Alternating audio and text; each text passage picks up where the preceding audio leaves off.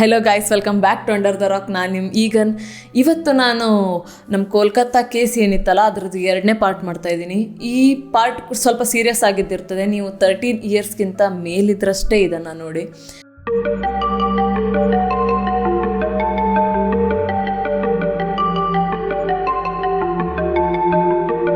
Guys, ನಾವು ಲಾಸ್ಟಿನ ಎಪಿಸೋಡಲ್ಲಿ ಏನು ನೋಡಿದ್ವಿ ಅಂತಂದರೆ ಕೋಲ್ಕತ್ತಾ ಡಾಕ್ಟರ್ ಕೇಸ್ ಬಗ್ಗೆ ಜಸ್ಟ್ ಒಂದು ಬೇಸಿಕ್ ಇನ್ಫಾರ್ಮೇಷನ್ ಅಷ್ಟೇ ನೋಡಿದ್ವಿ. ಇವತ್ತು ನಾವು ಡೀಪ್ ಡ್ರೈವ್ ಮಾಡ್ತಾಯಿದ್ದೀವಿ ಅದೇ ಕೇಸ್ ಬಗ್ಗೆ. ಈ ಕೇಸನ್ನು ನಾನು 3 ಪಾರ್ಟಾಗಿ ಕಟ್ ಮಾಡಿ ಅದನ್ನು ಎಷ್ಟು ಹಾರಿಫೈಯಿಂಗ್ ಇದೆ ಈ ಕೇಸ್, ನಾವು ಥಿಂಕ್ ಮಾಡಿದಷ್ಟು ಯಾಕೆ ಇದು ಇಷ್ಟು ಈಸಿ ಇಲ್ಲ, ಯಾಕೆ ಇಷ್ಟು ಇದು ಸಿಂಪಲ್ ಇಲ್ಲ ಅನ್ನೋದನ್ನು ಇವತ್ತು ನಾನು ಎಪಿಸೋಡಲ್ಲಿ ಹೇಳ್ತಾ ಇದ್ದೀನಿ. ಸೊ ಲಾಸ್ಟ್ವರೆಗೂ ಈ ಎಪಿಸೋಡನ್ನು ನೋಡಿ, ಇಷ್ಟ ಆದಲ್ಲಿ ನೀವು ಲೈಕ್ ಮಾಡಿ. ಸೊ ನಾವು ಲಾಸ್ಟ್ ಎಪಿಸೋಡಲ್ಲಿ ಎಂತ ಅಂದಿದ್ವಿ ಅಂದರೆ, ಅವಳದ್ದು ಬಾಡಿ ಸಿಕ್ಕಿದಾಗ ಬಾಡಿ ಯಾವ ರೀತಿಯಾಗಿ ಸಿಕ್ಕಿತ್ತು ಅಂತ ಹೇಳ್ಕೊಂಡು ಅಲ್ವಾ. ಇದನ್ನು ನಾನು ಇವತ್ತು ಇನ್ನೂ ಡೀಟೇಲಾಗಿ ಹೇಳ್ತಾ ಇದ್ದೀನಿ ಎಲ್ಲದನ್ನು. ಅವಳು ಬಾಡಿ ಸಿಕ್ಕಿದಾಗ ಅದರಲ್ಲಿ ತುಂಬ ಬ್ರೂಸಸ್ ಇತ್ತು ಬಾಡಿ. ಅವಳದ್ದು ಕಾಲರ್ ಬೋನು ಮುರಿದಿತ್ತು, ಕುತ್ತಿಗೆ ಕೂಡ ಮುರಿದೋಗಿತ್ತು. ಯಾಕೆ ಹಾಗಾಗಿತ್ತು ಅಂತಂದರೆ ಅವಳನ್ನು ಸ್ಮಾದರ್ ಮಾಡಿ ಸಾಯಿಸಿದ್ದಿರ್ತಾರೆ. ಸ್ಮಾದರ್ ಅಂತಂದರೆ ಅವ್ರಿಗೆ ಕುತ್ತಿಗೆಯನ್ನು ಅಡಚಿ ಸಾಯಿಸಿದ್ದಿರ್ತಾರೆ. ಅದನ್ನು ಎಷ್ಟುವರೆಗೆ ಪ್ರೆಷರ್ ಹಾಕಿರ್ತಾರೆ ಕುತ್ತಿಗೆ ಮೇಲೆ ಅಂತಂದರೆ ಅದು ಕುತ್ತಿಗೆ ಮುರಿಯುವಷ್ಟು ಪ್ರೆಷರ್ ಹಾಕಿದ್ದಾರೆ ಅಂತ ಹೇಳ್ಕೊಂಡು. ಓಕೆ, ಅದಾದಮೇಲೆ ಅವಳ ಕಣ್ಣಲ್ಲಿ ಅವಳು ಹಾಕ್ಕೊಂಡಿದ್ದಂಥ ಗ್ಲಾಸಿಂದು ಚೂರು ಸಿಕ್ಕಿದೆ. ಅಫ್ಕೋರ್ಸ್ ಈಗಾಗಿರೋ ಕೃತ್ಯದಿಂದ ಅವಳದ್ದು ಪ್ರೈವೇಟ್ ಪಾರ್ಟ್ಸಲ್ಲೂ ಕೂಡ ಬ್ಲಡ್ ಬರ್ತಾಯಿತ್ತು, ಆಲ್ರೆಡಿ ತುಂಬ ಬ್ಲಡ್ ಬರ್ತಾಯಿತ್ತು. ಅದಾದಮೇಲೆ ಮತ್ತೊಂದು ನೋಟ್ ಮಾಡುವಂಥ ಥಿಂಗ್ಸ್ ಏನಂತಂದರೆ, ಲೆಗ್ ಕಾಲು ಇದೇನಿದೆಯಲ್ಲ ಅದು 90 ಡಿಗ್ರೀಸಲ್ಲಿ ಸಪ್ರೇಟ್ ಹಾಕ್ಕೊಂಡಿತ್ತು. ಮತ್ತು ಅವಳ ಬಾಡಿ ಕೂಡ ನೇಕೆಡಾಗಿ ಸಿಕ್ಕಿದಿತ್ತು. ಮತ್ತು ಫೇಸ್ ಮತ್ತು ಇಡೀ ಬಾಡಿಯಲ್ಲಿ ತುಂಬ ಇಂಜುರೀಸ್ಗಳು ಸಿಕ್ಕಿತ್ತು, ತುಂಬ ಬ್ರೂಸ್ಗಳಾಗಿತ್ತು. ಬ್ರೂಸ್ ಅಂತಾರೆ ಗಾಯಗಳಾಗಿತ್ತು, ತೆರೆದು ಹೋಗಿದ್ದ ಥರ ಗಾಯ ಆಗಿತ್ತು. ಇವೇ ಕೂಡ ಇದನ್ನೇ ಈಗ ಏನು ಬ್ರೂಸ್ಗಳೇನು ಸಿಕ್ಕಿದೆ, ಗಾಯಗಳೇನು ಸಿಕ್ಕಿದೆ ಅಲ್ಲ, ಇದರಿಂದನೇ ಆ್ಯಕ್ಚುಲಿ ಸಂಜಯ್ ರಾಯನ್ನ ಹಿಡಿದಿರ್ತಾರೆ. ಯಾಕಂತಂದರೆ ಈ ಗಾಯಗಳನ್ನು ನೋಡಿದಾಗ ಅವ್ರಿಗೆ ಗೊತ್ತಾಗ್ತದೆ ಇದು ಜಸ್ಟು ಸುಸೈಡ್ ಥರ ಅಂತೂ ಆಗ್ಲಿಕ್ಕಂತ ಸಾಧ್ಯನೇ ಇಲ್ಲ ಅಂತ ಹೇಳ್ಕೊಂಡು. ಹಂಗಂದಾಗ ಅವ್ರು ಅದಕ್ಕೆ ಚೆಕ್ ಮಾಡ್ತಾರೆ, ಇದರಲ್ಲಿ ಯಾರು ಇನ್ವಾಲ್ವ್ ಆಗಿದ್ದಾರೆ ಅಂತ ಚೆಕ್ ಮಾಡಿದಾಗ, ಅವಳ ಬಾಡಿಯನ್ನು ಚೆಕ್ ಮಾಡಿದಾಗ ನೇಲ್ಗಳಲ್ಲಿ ಸಂಜಯ್ ರಾಯ್ದು DNA ಸಿಕ್ಕಿದ್ದಿರ್ತದೆ. ಸೊ ಅದರಿಂದ ಸಂಜಯ್ ರಾಯನ್ನ ತಂದಿದ್ದಿರ್ತಾರೆ, ಅವ್ರು ಅರೆಸ್ಟ್ ಮಾಡಿದ್ದಾರೆ. ಬಟ್ ಸಂಜಯ್ ರಾಯನ್ನ ತಂದು ಅರೆಸ್ಟ್ ಮಾಡಬೇಕಾದ್ರೆ ಸಂಜಯ್ ರಾಯ್ ಏನಂತಾನೆ ಗೊತ್ತಾ, ಅವನಿಗೆ ಕೇಳಿದಾಗ ಅದೆಲ್ಲ ಫಸ್ಟ್ ಅವ್ನು ಹೇಳ್ತಾನೆ ಇಲ್ಲ ನಾನು ಮಾಡಲಿಲ್ಲ ಅಂತ ಹೇಳ್ಕೊಂಡು. ಕಡೆಗೆ ಮತ್ತೆ ಅವನಿಗೆ ಕರೆಕ್ಟಾಗಿ ಕ್ವಶನ್ ಎಲ್ಲ ಮಾಡಿದಾಗ ಅವನಿಗೆ ಹೇಳಿದಾಗ ಏನಂತಾನೆ ಸಂಜಯ್ ರಾಯ್ ಅಂದರೆ, ಹೌದು ನಾನೇ ಮಾಡಿದ್ದೀನಿ, ನನಗೆ ಬೇಕಾದರೆ ನೇಣು ಶಿಕ್ಷೆ ಕೊಟ್ಬಿಡಿ ಅಂತ. ಹೌದಾ? ಹಾಂ, ಅಂದರೆ ಡೈರೆಕ್ಟಾಗಿ ಅವನು ಹಂಗೆ ಹೇಳ್ಬಿಡ್ತಾನೆ ವಿದೌಟ್ ಎನಿ ಹೆಸಿಟೇಷನ್. ಇದು ತುಂಬ ನಮ್ಗೆ ಯಾಕೋ ಬೇರೆ ಕೇಸ್ಗಳಲ್ಲಿ ಬರುವಂಥ ಕ್ರಿಮಿನಲ್ಸನ್ನು ನೋಡಿದಾಗ, ಈ ಕೇಸ್ನಲ್ಲಿ ಬಂದ ಕ್ರಿಮಿನಲ್ಸನ್ನು ನೋಡಿದಾಗ ಇದು ಯಾಕೋ ಜಸ್ಟ್ ಸಿಂಪಲ್ ಇಲ್ಲ. ಇದೇನಿದು ಸಡನ್ನಾಗಿ ಅವನು ಹಂಗೆ ಹೇಳ್ಬಿಟ್ಟ, ಇಲ್ಲ ನೀನು ಬೇಕಾದರೆ ಟ್ರೈ ಮಾಡಿ ನನಗೆ ಅಂದರೆ ಹೆಂಗೆ ಗೊತ್ತಾ, ಧಮ್ಕಿ, ನೀನು ಏನು ಮಾಡ್ಲಿಕ್ಕೆ ಆಗ್ತದೆ ನೋಡು ನನಗೆ ಆ ಥರ ಹಾಗೆ. ಹಾಂ, ಪೊಲೀಸ್ಗೆ ಆ ಥರ ಧಮ್ಕಿ ಹಾಕ್ದಂಗೆ, ನಿನ್ನ ಹತ್ರ ಏನು ಕಾಡ್ನ ಮಾಡೋಕ್ಕಾಗ್ತದೆ ನೋಡು ಅಂತ. ಸೊ ಇದ್ರಿಂದ ನಮ್ಗೆ ಏನಿಸ್ತದೆ ಅಂದ್ರೆ ಅವನಿಗೆ ಯಾರು ಬ್ಯಾಕಪ್ ಹಾಂ. ಸೊ ಅದರಲ್ಲಿ ಏನಂತಂದ್ರೆ ಅವನು ಅಷ್ಟು ಸೀರಿಯಸ್ ಆಗಿ ಅಷ್ಟು ಘಮಂಡಿಯಿಂದ ಅವನು ಹಾಗೆಲ್ಲ ಹೇಳಬೇಕಾದ್ರೆ ನಮಗೆ ಇದು ಯಾಕೋ ತುಂಬ ಸಿಂಪಲ್ ಥರ ಅನ್ಸೋದಿಲ್ಲ. ಇವ್ನಿಗೆ ಯಾರೋ ಒಳ್ಳೆ ಬ್ಯಾಕಪ್ ಇದ್ದವ್ರಂಗೆ, ಒಳ್ಳೆ ಒಂದು ಪೊಲಿಟಿಕಲ್ ಕನೆಕ್ಷನ್ಸ್ ಇರುವ ಹಾಗೆ ಕಾಣ್ತದೆ. ಈ ಕೇಸಲ್ಲಿ ನಾವೆಲ್ಲರೂ ಮರ್ತು ಹೋಗ್ತಾ ಇರೋದು ಏನಂತಂದರೆ, ನಾವು ಜಸ್ಟಿಸ್ ಅಂತ ಸೀಕ್ ಮಾಡ್ತಿದ್ದೀವಿ ಹೌದು, ಬಟ್ ಇದ್ರ ಮಧ್ಯೆ ನಾವು ಮರಿತಾ ಇರುವಂಥ ಫ್ಯಾಕ್ಟರ್ ಏನಂದರೆ, ಅವಳ ಜೊತೆ ಆ ದಿವಸ ಕೆಲಸ ಮಾಡಿದಂಥ ಪೀಪಲ್ ಎಲ್ಲ ಎಲ್ಲಿದ್ದಾರೆ, ಆ ಜನರು ಎಲ್ಲಿದ್ದಾರೆ, ಅವ್ರು ಯಾರಿದ್ರು, ಅವ್ರು ಯಾಕೆ ಮಾತಾಡಲಿಲ್ಲ, ಅವರಿಂದ ಬಂದಂಥ ಸ್ಟೇಟ್ಮೆಂಟ್ಗಳು ಯಾವ್ದ್ಯಾವುದು ಅದಿನ್ನೂ ನಮಗೆ ಹೊರಗೆ ಬರಲಿಲ್ಲ. ಅವ್ರು ಯಾರಂತನೂ ಹೊರಗೆ ಬರಲಿಲ್ಲ. ಆ ಸ್ಟೇಟ್ಮೆಂಟ್ ಅವ್ರು ಏನು ಕೊಟ್ಟಿದ್ದಾರೋ ಅಥವಾ ಕೊಟ್ಟಿಲ್ವೋ ಅದು ಕೂಡ ಹೊರಗೆ ಬರಲಿಲ್ಲ. ಯಾಕೆ ಆ ದಿವಸ ಅಲ್ಲಿದ್ದವರನ್ನು ನೀವು ಹೊರಗೆ ತಂದು ಅವರಿಂದ ಒಪಿನಿಯನ್ ಆಗಲಿ ಆ ಥರ ಏನಾಯಿತು ಅಂತ ನೀವು ಕೇಳ್ತಾ ಇಲ್ಲ? ಯಾರು ಅದ್ರ ಬಗ್ಗೆ ಯಾಕೆ ಅದನ್ನು ಕೇಳ್ತಾ ಇಲ್ಲ? ಅವರೆಲ್ಲ ಎಲ್ಲಿ ಹೋಗ್ತಾ ಇದ್ದಾರೆ, ಅವ್ರ ಬಗ್ಗೆ ಯಾಕೆ ಇನ್ವೆಸ್ಟಿಗೇಷನ್ ಆಗಲಿಲ್ಲ ಅನ್ನೋದು ಬೇಕು. ಯಾಕಂತಂದರೆ ಅವಳು ಬಾಡಿಯಲ್ಲಿ ಬ್ರೂಸಸ್ ಅವನ್ನೆಲ್ಲ ನೋಡಿದಾಗ ಅಲ್ವಾ, ಅವಳು ಅಫ್ಕೋರ್ಸ್ ಆ ಥರ ಈ ಒಂದು ಕೃತ್ಯ ನಡಿಬೇಕಾದ್ರೆ ಫೈಟ್ ಮಾಡಿದ್ದಾಳೆ ಅನ್ನೋದು ಕಾಣ್ತದೆ. ಅವಳು ಫೈಟ್ ಮಾಡ್ತಾ ಇರಬೇಕಾದ್ರೆ ಅಫ್ಕೋರ್ಸ್ ಹೆಲ್ಪಿಗೋಸ್ಕರ ಕೂಗ್ತಾರೆ ಯಾರಾದರೂ ಅಲ್ವಾ. ಸೊ ನೀವು ಇಡೀ ಹಾಸ್ಪಿಟಲಲ್ಲಿ ಅವಳು ಕೂಗಿದ್ದು ಯಾರಿಗೂ ಕೇಳಲಿಲ್ವಾ? ಮತ್ತು ಜಸ್ಟ್ ಅವಳಿಗೆ ಇಷ್ಟೆಲ್ಲ ಆಗಿದ್ದು 2ರಿಂದ 4 ಗಂಟೆ ಒಳಗೆ ಅಂತ ಹೇಳಿದಾಗ 3 ಗಂಟೆ ಹೊತ್ತಿಗೆ, 2:30-3 ಗಂಟೆ ಹೊತ್ತಿಗೆ ರಾತ್ರಿ ಯಾರೋ ಒಬ್ಬರು ಇಂಟರ್ನ್ ಬಂದು ಅವಳ ಹತ್ರ ರಿಪೋರ್ಟನ್ನೆಲ್ಲ ಕಾಣಿಸೋಗಿದ್ದಾರೆ ಅಂತ ಹೇಳ್ಕೊಂಡು, ಆ ಇಂಟರ್ನ್ಗೂ ಕೂಡ ಇದೆಲ್ಲ ಗೊತ್ತಾಗ್ತಾ ಇರಲಿಲ್ವಾ? ಸೌಂಡ್ ಕೇಳಿರಲಿಲ್ವಾ? ಮತ್ತೊಂದು ಏನಂತಂದರೆ ನಾವು ನೋಟ್ ಮಾಡಬೇಕಿರೋದು, ಈ ಕಾಲೇಜು ಗೌರ್ನಮೆಂಟ್ ಕಾಲೇಜು, ಈ ಕಾಲೇಜಲ್ಲಿ ಇದನ್ನೆಲ್ಲ ನೋಡ್ಕೊಳ್ಳಿಕ್ಕೆ ಅಂತಲೇ ಅಲ್ಲಿ ಪೊಲೀಸ್ ಸ್ಟೇಷನಿಂದ ಒಂದಿಷ್ಟು ಜನ ಪೀಪಲನ್ನು ಆಲ್ರೆಡಿ ಇಟ್ಟಿದ್ದಾರೆ ಅವರು. ಅವ್ರಿಗೂ ಕೇಳಲಿಲ್ವಾ? ಮತ್ತು ನೀವು ಆಲ್ರೆಡಿ ಪೊಲೀಸ್ ಎಲ್ಲ ಇದ್ದಾರೆ ಅಂತ ಅಂದ್ಕೊಟ್ಲೆ ಯಾರು ಒಳಗೆ ಹೋಗ್ತಾರೆ, ಯಾರು ಬರ್ತಾರೆ, ಹೊರಗೆ ಬರ್ತಾರೆ ಅನ್ನೋದ್ರ ಬಗ್ಗೆನೂ ಅವ್ರಿಗೆ ಅರಿವಿರಲಿಲ್ವಾ? ಆ ಪೊಲೀಸೆಲ್ಲ ಏನು ಮಾಡ್ತಾಯಿದ್ರು? ಅವರೆಲ್ಲ ಯಾರಿದ್ರು ಆ ದಿವಸ ಡ್ಯೂಟಿ ಮೇಲೆ? ಅದ್ರ ಬಗ್ಗೆ ಯಾಕೆ ಇನ್ಫಾರ್ಮೇಷನ್ ಕೊಡಲಿಕ್ಕಾಗೋದಿಲ್ಲ? ಜಸ್ಟ್ ಇದನ್ನು ಸುಸೈಡು ಅಥವಾ ರ್ಯಾಂಡಮ್ ಮರ್ಡರು, ಜಸ್ಟ್ ಒಂದು ಸಂಜಯ್ ರಾಯ್ದು ಇನ್ವಾಲ್ವ್ಮೆಂಟ್ ಇದೆ, ಅವ್ನು ಹಿಂಗೆ ಮಾಡ್ದ ಅಂತ ಹೇಳ್ಕೊಂಡು ಯಾಕೆ ಮುಚ್ಚಾಕ್ತಾಯಿದ್ರಿ?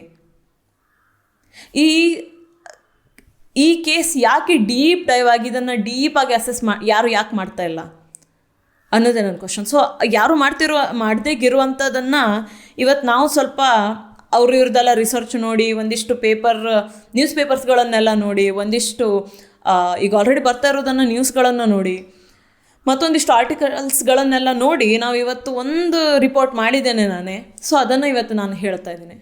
ಸೊ ಆ ಬ್ಯಾಡ್ ಪಾಸ್ಟನ್ನು ನಾನು ತೆಗೆದು ನೋಡಿದಾಗ, ಹೆಚ್ಚು ಆರ್ಟಿಕಲ್ಸನ್ನೆಲ್ಲ ತೆಗೆದು ನೋಡಿದಾಗ ನನಗೂ ಒಂದಿಷ್ಟು ಕಣ್ಮುಂದೆ ಬಂತು. ಸೊ ಅವನ್ನು ಕೂಡ ಹೇಳ್ತಾ ಇದ್ದೀನಿ. 2000 2010ವರೆಗೆ, ಓಕೆ, 2000 2010ವರೆಗೆ, ಅದರದ್ದು ಕಂಟಿನ್ಯೂಷನ್ವರೆಗೆ ಕಂಟಿನ್ಯೂಸ್ಲಿ ಔಟ್ಡೇಟೆಡ್ ಫೆಸಿಲಿಟೀಸ್, ಬ್ಯಾಡ್ ಟೀಚರ್ಸ್ಗೆ ಸ್ಕಿಲ್ ಇಲ್ಲದೆ ಇರುವಂಥ ಟೀಚರ್ಸ್ ಬರೋದಾಗಲಿ, ಬ್ಯಾಡ್ ಫೆಸಿಲಿಟೀಸ್ ಸಿಗಿರೋದಾಗಲಿ, ಕಡೆಗೆ ಅದಾದಮೇಲೆ ಅವ್ರ ಮೆಡಿಕಲ್ ಸ್ಟೂಡೆಂಟ್ಸಿಗೆ ಬೇಕಾದಂಥ ಇನ್ಸ್ಟ್ರೂಮೆಂಟ್ಸ್ ಇಲ್ಲದೆ ಇರೋದಕ್ಕಾಗಲಿ ಕಂಟಿನ್ಯೂಸ್ಲಿ ಸ್ಟೂಡೆಂಟ್ಸ್ ಆಗಲಿ ಅಲ್ಲಿರುವಂಥ ಫ್ಯಾಕಲ್ಟಿಗಳು ಆಲ್ರೆಡಿ ಕಂಪ್ಲೇಂಟ್ ಮಾಡ್ತಾಯಿದ್ರು ಅಡ್ಮಿನಿಸ್ಟ್ರೇಷನ್ಗೆ. ಹಿಂಗೆ ಹೇಳ್ತಾಯಿದ್ರು, ಇಲ್ಲ ಇಲ್ಲೊಂದಿಷ್ಟು ಪ್ರಾಬ್ಲಮ್ಗಳಾಗ್ತಾಯಿದೆ, ಇಲ್ಲಿ ನಮ್ಗೆ ಫೆಸಿಲಿಟಿ ಇಲ್ಲ, ಇದು ತುಂಬ ಹಳೆ ಕಾಲದಲ್ಲಿ ಯೂಸ್ ಮಾಡುವಂಥದ್ದು, ಹೊಸ ಟೆಕ್ನಾಲಜಿ ಇಲ್ಲ, ಕರೆಕ್ಟಾದ ಮೆಡಿಕಲ್ ಫೆಸಿಲಿಟಿ ಕೊಡಲಿಕ್ಕಾಗ್ತಿಲ್ಲ ಅಂತ ಹೇಳ್ಕೊಂಡು. ಹಾಗೆ ಸ್ವಲ್ಪ ಟೈಮ್ ಆದಮೇಲೆ 2010 ಇದೇ ಕಾಲೇಜಿಂದು ದೊಡ್ಡ ಸ್ಕ್ಯಾಂಡಲ್ ಆಗಿತ್ತು. ಏನಂತ? ಕರಪ್ಷನ್ ಆಗ್ತಾಯಿದೆ ಅಂತ ಹೇಳ್ಕೊಂಡು. ಇದರಲ್ಲಿ ಏನು ಕರಪ್ಷನ್ ಅಂತಂತಂದರೆ, ಏನು ದುಡ್ಡು ಬರ್ತದಲ್ಲ ಕನ್ಸ್ಟ್ರಕ್ಷನಿಗೆ, ರಿನೋವೇಷನ್ಗೋಸ್ಕರ, ಅದನ್ನು ಮನಿಯನ್ನು ಆ ಕಡೆ ಈ ಕಡೆ ಮಾಡ್ತಾಯಿದ್ದಾರೆ, ಫೋಲ್ ಪ್ಲೇ ಆಗ್ತಾ ಉಂಟು, ಏನಾಗ್ತಾಯಿದೆ ಇದರಲ್ಲಿ ಅಂತ ಹೇಳ್ಕೊಂಡು ಅದ್ರ ಬಗ್ಗೆ ಒಂದು ಟೈಮ್ಸ್ ಆಫ್ ಇಂಡಿಯಾ ಮತ್ತು ಒಂದಿಷ್ಟು ನ್ಯೂಸ್ ಪೇಪರ್ಸ್ಗಳು ಅದ್ರ ಬಗ್ಗೆ ರಿಪೋರ್ಟ್ ಮಾಡಿದ್ರು ಆಲ್ರೆಡಿ 2010. ನೆಕ್ಸ್ಟ್ 2018 ಮತ್ತೆ ಸ್ಟೂಡೆಂಟ್ಗಳು ಪ್ರೊಟೆಸ್ಟ್ ಮಾಡ್ತಾರೆ. ಯಾವುದಕ್ಕೋಸ್ಕರ? ಮತ್ತೆ ಎಷ್ಟೊಕ್ಕೆ 2000 ನೆನಪಿರಲಿ, 2000 ಆಗ್ತಾ ಇರುವಂಥ ಪ್ರಾಬ್ಲಮ್ ಇದು. 2018 ಮತ್ತೆ ಸ್ಟೂಡೆಂಟ್ಸ್ ಪ್ರೊಟೆಸ್ಟ್ ಮಾಡ್ತಾರೆ. ಏನಕ್ಕೋಸ್ಕರ? Same thing, better facilities, hostel conditions ಮತ್ತು ಬ್ಯಾಡ್ ಲಿವಿಂಗ್ ಕಂಡೀಷನ್ಸ್ ಅಂತ ಹೇಳ್ಕೊಂಡು. ಅಲ್ಲಿರೋರಿಗೆ ಬೇಕಾದಂಥ ಸ್ಯಾನಿಟೇಷನ್ನೇ ಇರಲಿಲ್ಲ ಅಂತಂದ್ರೆ, ಕರೆಕ್ಟಾದ ಬಾತ್ರೂಮ್ಸ್ ಆಗಲಿ, ಕರೆಕ್ಟಾದಂಥ ಒಂದು ಸೇಫ್ ಸ್ಪೇಸ್ ಆಗಲಿ. ಈಗ ಡಾಕ್ಟರ್ಸ್ ಎಲ್ಲ ಇದ್ದಿರ್ತಾರೆ, ಅವರಿಗೆ ಚೇಂಜ್ ಮಾಡಲಿಕ್ಕಾಗಲಿ, ಅವ್ರಿಗೆ ರೆಸ್ಟ್ ಮಾಡಲಿಕ್ಕಾಗಲಿ ಆ ಥರ ಪ್ಲೇಸ್ ಇಲ್ಲ ಆಲ್ರೆಡಿ ಅಂತಲ್ಲ. ಅವನ್ನೆಲ್ಲ ಸೈಡ್ಗಿದ್ದು ಕೂಡ ಅಲ್ಲಿ ಬರುವಂಥ ಪೇಷಂಟ್ಸ್ಗೂ ಕರೆಕ್ಟಾಗಿ ಮೆಡಿಕಲ್ ಫೆಸಿಲಿಟಿ ಕೊಡುವಂಥದ್ದಂಥ ಇನ್ಸ್ಟ್ರೂಮೆಂಟ್ಸ್ ಇರಲಿಲ್ಲ, ಆ ಥರ ಟೆಕ್ನಾಲಜಿ ಇರಲಿಲ್ಲ ಅಂತ ಹೇಳ್ಕೊಂಡು ಆಲ್ರೆಡಿ ಹೇಳ್ತಾ ಇದ್ದಾರೆ. ಇದು ಯಾವಾಗಿಂದ ಹೇಳ್ತಾ ಇದ್ದಾರೆ ಅಂದರೆ 2000 ಹೇಳ್ತಾರೆ. ನಾನು ಹುಟ್ಟಿದಾಗಿಂದನೂ ಹೇಳ್ತಾ ಇದ್ದಾರೆ ಇದನ್ನು. ಬಟ್ ಕಾಲೇಜ್ ಸ್ಟಾರ್ಟ್ ಆಗಿದ್ದು 1886 ಮತ್ತು 2019 ಸೇಮ್ ಎಲಿಗೇಷನ್ಸ್ ಕಾಲೇಜ್ ಮೇಲೆ. ಮತ್ತು ದೊಡ್ಡ ಸ್ಕ್ಯಾಂಡಲ್ ಏನಂತಂದರೆ ಅಡ್ಮಿಷನ್ ಪ್ರೊಸೆಸ್ ಬಗ್ಗೆ. ಕರೆಕ್ಟಾಗಿ ಅಡ್ಮಿಷನ್ ಆಗ್ತಾ ಇಲ್ಲ, ದುಡ್ಡು ತೊಗೊಂಡು ಅಡ್ಮಿಷನ್ಸ್ ಮಾಡ್ಕೊತಾ ಇದ್ದಾರೆ ಅಂತ ಹೇಳ್ಕೊಂಡು. ಮತ್ತೊಂದು ಏನಂತಂದರೆ, ನೀನು ಹಿಂಗೆ ಮಾಡಿದರೆ ನಾನು ಫೇಲ್ ಮಾಡ್ತೀನಿ, ನೀನು ಒಂದಿಷ್ಟು ಕಂಡೀಷನ್ಸ್ ಹಾಕ್ತಾರೆ. ಆ ಕಂಡೀಷನ್ಸನ್ನು ಸ್ಟೂಡೆಂಟ್ಸ್ ಪಾಸ್ ಮಾಡಲಿಲ್ಲ. These are not the academic conditions. ಆ ಕಂಡೀಷನ್ಸನ್ನು ಮೀಟ್ ಮಾಡ್ದಾಗಿರುವಂಥ ಸ್ಟೂಡೆಂಟ್ಸಿಗೆ ನಾನು ಇನ್ನು ಫೇಲ್ ಮಾಡ್ತೀನಿ, ನಾನಿಂದು ಇದು ಮಾಡ್ತೀನಿ, ಏನು ಸ್ಕಾಲರ್ಶಿಪ್ ಬರ್ತಾ ಇರ್ತದಲ್ಲ ಆ ಸ್ಕಾಲರ್ಶಿಪ್ ಅಂತ ತೆಗಿತೀನಿ, ಆ ಥರ ಅಂತೆಲ್ಲ ಹೇಳ್ಕೊಂಡು ಧಮಕಿ ಹಾಕ್ತಾರೆ. ಅದ್ರ ಬಗ್ಗೆ ಎಲ್ಲ ಒಂದು ದೊಡ್ಡ ಸ್ಕ್ಯಾಂಡಲ್ ಆಗ್ತದೆ. ಇದು ಆರ್ಟಿಕಲ್ಸಲ್ಲೂ ಬರ್ತದೆ, ನ್ಯೂಸ್ ಪೇಪರಲ್ಲಿ ಬರ್ತದೆ, ನ್ಯೂಸ್ ಚಾನಲ್ಸಲ್ಲಿ ಬರ್ತದೆ. ಬಟ್ ಅದು ಈ ಕೇಸ್ ಅಷ್ಟು ಹೈಲೈಟ್ ಆಗಲಿಲ್ಲ. ಮತ್ತೆ ನೋಡೋಣ, ಮತ್ತು 2015 2020ವರೆಗೆ ಪದೇ ನ್ಯೂಸ್ ಪೇಪರ್ಗಳಲ್ಲಿ, ನ್ಯೂಸ್ ಚಾನಲ್ಸ್ಗಳಲ್ಲಿ, ಈವನ್ ಆನ್ಲೈನಲ್ಲೂ ಕೂಡ, ಆನ್ಲೈನ್ ಮೀಡಿಯಾದಲ್ಲೂ ಕೂಡ, ಸೋಷಿಯಲ್ ಮೀಡಿಯಾಗಳಲ್ಲೂ ಕೂಡ ಏನು ಬರುತ್ತೆ ಅಂತಂದರೆ, ಮೆಡಿಕಲ್ ನೆಗ್ಲಿಜೆನ್ಸಿ ಆಗ್ತಿತ್ತು ಅಂತ. ಸುಮಾರು ಜನ ಇದರಿಂದ ಅವ್ರ ಲೈಫನ್ನು ಕಳ್ಕೊಂಡಿದ್ದಾರೆ. ಆ ಥರ ಏನಾಗ್ತಾ ಇದೆ, ಮೀಡಿಯಾದಲ್ಲಿ ಬರ್ತಾ ಇದೆ, ನ್ಯೂಸಲ್ಲಿ ಬರ್ತಾ ಇದೆ. ಆದರೂ ಕೂಡ ಇದು ಹೈಲೈಟ್ ಆಗಲಿಲ್ಲ. ಯಾಕೆ ಅಂತಲೂ ನೋಡೋಣ ನಾವು. 2020 ಇವೆಲ್ಲದ್ರ ಜೊತೆ 2000 ಏನು ನಡೀತಾ ಇದೆ ಅದ್ರದ್ದು ಎಲ್ಲರ ಜೊತೆ 2020 ಮತ್ತೊಂದು ಹೊಸದು ಬರ್ತದೆ. ಏನು? ಬ್ಯಾಡ್ ಅಡ್ಮಿನಿಸ್ಟ್ರೇಟಿವ್ ಪ್ರೊಸೆಸ್ ಅಂತ. ಬ್ಯಾಡ್ ಅಡ್ಮಿನಿಸ್ಟ್ರೇಟಿವ್ ಪ್ರೊಸೆಸ್. ಸೊ ಅದರಲ್ಲಿ ಏನಾಗಿದೆ ಅಂತಂದರೆ, ಹೆಂಗೆ ಕರಪ್ಷನ್ ಇದೆಯಲ್ಲ, ಕರಪ್ಷನ್ ಏನು ಕನ್ಸ್ಟ್ರಕ್ಷನ್ ಅದು ಇದರಲ್ಲೆಲ್ಲ ಇತ್ತಲ್ಲ, ಈಗ ಇದು ಟೋಟಲಾಗಿ ಅಡ್ಮಿನಿಸ್ಟ್ರೇಷನ್ನೇ ಹಾಗೆ ನಡೀತಾ ಉಂಟು. ಇದು ಯಾವ ಥರ ಅಂತಂದರೆ, ಇದು ಕಾಲೇಜ್ ಥರ ಅಲ್ಲ, ಇದೊಂಥರ ದಂಧ, ಇದೊಂಥರ ಡಿಕ್ಟೇಟರ್ಶಿಪ್ಪು ಮತ್ತು ಇದೊಂಥರ ಗೂಂಡ ಗ್ಯಾಂಗ್ ಥರ ನಡೀತಾ ಉಂಟು ಈ ಕಾಲೇಜಲ್ಲಿ ಅಡ್ಮಿನಿಸ್ಟ್ರೇಷನ್ನು ಅಂತ ಹೇಳ್ತಾರೆ. ಇದು ಏನಂತಂದ್ರೆ ನಾವು ಹೇಳ್ತಾ ಇಲ್ಲ, ಇದು ರೂಮರ್ಸ್ ಕೂಡ ಅಲ್ಲ. ಇವೆಲ್ಲ ದೊಡ್ಡ ದೊಡ್ಡ ಇಂಪಾರ್ಟೆಂಟ್ ಮೀಡಿಯಾಗಳು ಅಂತಂದರೆ ಟೈಮ್ಸ್ ಆಫ್ ಇಂಡಿಯಾ, NDTV, ಕಡೆಗದ್ದಾದಮೇಲೆ ಒಂದಿಷ್ಟು ಇಂಪಾರ್ಟೆಂಟ್ ನ್ಯೂಸ್ ಪೇಪರ್ಗಳಲ್ಲಿ, ನ್ಯೂಸ್ ಚಾನಲ್ಗಳಲ್ಲಿ ಬಂದಂಥ ಇನ್ಫಾರ್ಮೇಷನ್ ಇದು. ಸೊ ಇವೆಲ್ಲ ಇದು ಜಸ್ಟ್ 2000ಸಿಂದ ನಡ್ಕೊತ ಬಂದಿದ್ದು. ಓಕೆ, 2000ಸಿಂದ 2023ವರೆಗೆ ಕಂಟಿನ್ಯೂಯಸ್ ಆಗಿ ನ್ಯೂಸ್ ಪೇಪರ್ಸ್ಗಳಾಗಲಿ, ನ್ಯೂಸ್ ಚಾನಲ್ಸ್ಗಳಾಗಲಿ ಇವ್ರ ಬಗ್ಗೆ ಕಂಟಿನ್ಯೂಸ್ ಆಗಿ ಇವ್ರದ್ದು ರಿಪೋರ್ಟ್ ಕಾಣಿಸ್ತಾ ಇದ್ದಾರೆ. ಇದ್ರದ್ದೊಂಥರ ಸ್ಕ್ಯಾಂಡಲ್ಸ್ ಹೊರಗೆ ಬರ್ತಾಯಿತ್ತು, ಪ್ರೊಟೆಸ್ಟ್ಗಳು ಹೊರಗೆ ಬರ್ತಾಯಿತ್ತು. ಬಟ್ ಇವೆಲ್ಲ ಯಾಕೆ ಇಷ್ಟು ನೇಷನ್ ವೈಡ್ ಪ್ರೊಟೆಸ್ಟ್ ಬರುವಂಗೆ ಮಾಡಲಿಲ್ಲ, ನೇಷನ್ ವೈಡ್ ಮತ್ತು ಇಂಟರ್ನ್ಯಾಷನಲ್ ಅಟೆನ್ಷನ್ ಯಾಕೆ ಅದನ್ನು ಗ್ರಾಸ್ಪ್ ಮಾಡಲಿಲ್ಲ, ಅವೆಲ್ಲವು ಅಂತ ನಾನು ನೆಕ್ಸ್ಟ್ ಹೇಳ್ತೀನಿ. ಸೊ ಸ್ಕ್ಯಾಂಡಲ್ಸ್ ಎಲ್ಲ ಒಂದು ಕಡೆ ಆದರೆ, ಈ ಕಾಲೇಜಲ್ಲಿ ಒಂದಿಷ್ಟು ಸಸ್ಪೀಷಿಯಸ್ ಡೆತ್ಸ್ ಆಗಿದ್ವು. ಇವೇನಾಗ್ತವೆ, ಸಸ್ಪೀಷಿಯಸ್ ಡೆತ್ಸ್ ಕನ್ವರ್ಟ್ ಆಗಿ ಕೋಲ್ಡ್ ಕೇಸಸ್ಗಳಾಗ್ಬಿಡ್ತವೆ. ಏನಿದು ಅಂತ. ಕೋಲ್ಡ್ ಕೇಸ್ ಅಂತಂದರೆ ಒಂದು ಕೇಸ್ ಬರ್ತದೆ, ಆ ಕೇಸ್ ಬಗ್ಗೆ ಏನೋ ಒಂದಿಷ್ಟು ಇನ್ವೆಸ್ಟಿಗೇಷನ್ ಆಗ್ತದೆ, ಒಂದಿಷ್ಟು ಜನರು ಬಂದು ಅದಕ್ಕೆ ಹುಡುಕ್ತಾರೆ, ಮಾಡ್ತಾರೆ, ಅವೆಲ್ಲ ಆಗ್ತದೆ. But at the end of the day after some time ಅದು ಮುಚ್ಚಿ ಹೋಗ್ಬಿಡ್ತದೆ. Just like any other rape and murder cases in India. RG Kar ಕಾಲೇಜಿಂದು ಅಷ್ಟೆಲ್ಲ ಸ್ಕ್ಯಾಂಡಲ್ಸ್ ಜೊತೆ ಒಂದಿಷ್ಟು ಸಸ್ಪೀಷಿಯಸ್ ಡೆತ್ಸ್ ಕೂಡ ಅಲ್ಲಿ ನಡೀತದೆ. ಮತ್ತು ಈ ಸಸ್ಪೀಷಿಯಸ್ ಡೆತ್ಸ್ ಕೋಲ್ಡ್ ಕೇಸಸ್ಗಳಾಗಿ ಕನ್ವರ್ಟ್ ಆಗಿಬಿಡ್ತವೆ. ಕೋಲ್ಡ್ ಕೇಸಸ್ಗಳಂತಂದರೆ ಒಂದಿಷ್ಟು ಟೈಮ್ ನಂತರ ಮರ್ತು ಹೋಗುವಂಥ ಕೇಸಸ್, ಅದ್ರ ಬಗ್ಗೆ ಏನು ಲೀಡ್ಸ್ ಸಿಗದೇಗಿದ್ದಾಗ ಆ ಕೇಸ್ಗಳನ್ನು, ಆ್ಯಕ್ಟಿವ್ ಕೇಸ್ಗಳನ್ನು ಕೋಲ್ಡ್ ಕೇಸಸ್ ಆಗಿ ಕನ್ವರ್ಟ್ ಮಾಡ್ತಾರೆ, ಕನ್ಸಿಡರ್ ಮಾಡ್ತಾರೆ.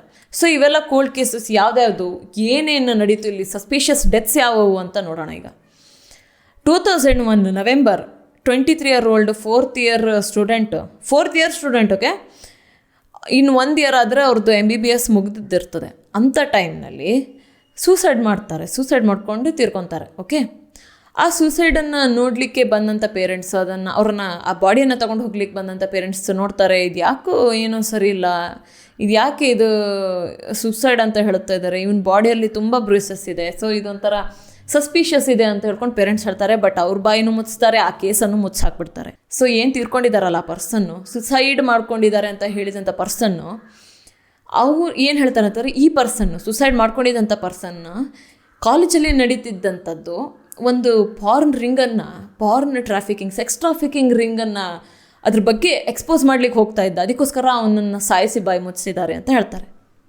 ಇದು ರೂಮರ್ ಇರ್ಬೋದು. ನೆಕ್ಸ್ಟ್ ನೋಡೋಣ. 2003 ಫೆಬ್ರವರಿಯಲ್ಲಿ ಒಂದು ಹೌಸ್ ಸ್ಟಾಫ್ ಅಂತಂದರೆ ಹೀಗೆ ಆ ಪಾರ್ಟಲ್ಲಿ ಹಿಂಗೆ ಕೆಲಸ ಮಾಡ್ತಾರೆ ಅಂತ ಇದಿರ್ತಾರೆ. ಓಕೆ, 24-year-old ಪರ್ಸನ್ ಮತ್ತೆ ಸೂಸೈಡ್ ಮಾಡ್ಕೊತಾರೆ. ಒಂದು ಬಿಲ್ಡಿಂಗಿಂದ ಜಂಪ್ ಮಾಡಿ ತೀರ್ಕೊತಾರೆ. ಸೇಮ್ ಸೂಸೈಡ್, ಜಂಪ್ ಮಾಡಿ ತೀರ್ಕೊತಾರೆ. ಬಟ್ ಇವ್ರು ಹೇಳೋದು ಏನಂತಂದರೆ, ಆ ಬಾಡಿಯನ್ನು ಸರ್ಚ್ ಮಾಡಿದ್ಮೇಲೆ ಅದೆಲ್ಲ ಚೆಕ್ ಮಾಡಿ ಅದು ಹೇಳ್ತಾರೆ, ಇದು ಯಾಕೋ ಸೂಸೈಡ್ ಥರ ಕಾಣಲ್ಲ ಹಂಗೆ ಅಂತಲ್ಲ. ಬಟ್ ಅಲ್ಲಿ ಜನ ಏನಂತಾರೆ ಅಂದರೆ, ಅಲ್ಲಿ ಅದನ್ನು ಚೆಕ್ ಮಾಡಿದವ್ರು ಏನಂತಾರೆ, ಅಲ್ಲಿ ರಿಪೋರ್ಟ್ ಕೊಡೋರು ಏನಂತಾರೆ ಗೊತ್ತಾ, ಇಲ್ಲ ಸಾಯ್ಲಿಕ್ಕಿಂತ ಮುಂಚೆ ಈ ಪರ್ಸನ್ ತನ್ನ ವೀನ್ಸನ್ನೆಲ್ಲ ಕಟ್ ಮಾಡಿಕೊಂಡು ಡ್ರಗ್ಸ್ ತಗೊಂಡು ಸೂಸೈಡ್ ಮಾಡ್ಕೊಂಡಿದ್ದಾರೆ ಅಂತ.